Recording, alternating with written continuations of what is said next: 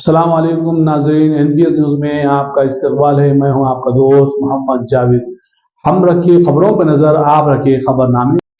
क्योंकि आज यहाँ कांग्रेस पार्टी हुकूमत में है, रेवंत रेड्डी साहब की सरकार चल रही है और जो कांग्रेस पार्टी ने वादे किए थे माइनॉरिटी कम्युनिटी के लिए, जो चेवेल्ला डिक्लेरेशन करके उन्होंने वादा किया था, आज उन कोई भी वादे उनके ऊपर उन्होंने अमलावरी नहीं की है।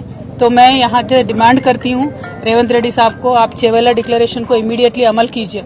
आप पे कोई भरोसा नहीं करने वाला था, इसीलिए आप लगातार गांधी फैमिली को तेलंगाना पे लाते रहे और उनके भरोसे पे थोड़े यहाँ पे लोग भी आपको वोट दिए।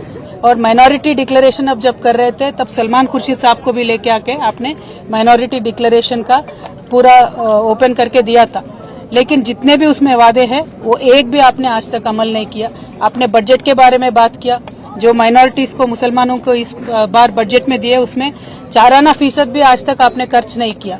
और जो आप ये अलगा व्यवहार माइनॉरिटी कम्युनिटी से कर रहे हैं, हम इस पे बिल्कुल भी खुश नहीं है, या माइनॉरिटीज भी खुश नहीं है। तो मैं आपसे यही डिमांड करती हूँ कि इमीडिएटली आप माइनॉरिटीज के जितने भी वादे हैं वो निभाइए। इस साल का बजट आपने 3000 करोड़ दिया है, लेकिन खर्च सिर्फ 700 करोड़ आपने किया है। तो मेरा ये डिमांड है कि आप माइनॉरिटी कम्युनिटी के साथ दीजिए, क्योंकि केसीआर साहब जब यहाँ पे थे पिछले 10 सालों में कम्युनल वायलेंस का एक भी इंसिडेंट नहीं हुआ था, लेकिन ये एक साल में जितने कम्युनल वायलेंस के यहाँ पे इश्यूज हुए हैं, ये देख के बहुत एक दर्द होता है हम सबके दिलों में। क्योंकि एक अमन और चैन के साथ तेलंगाना रहता था, एक गंगा जमुना तहजीब को हमने कायम करके रखा था।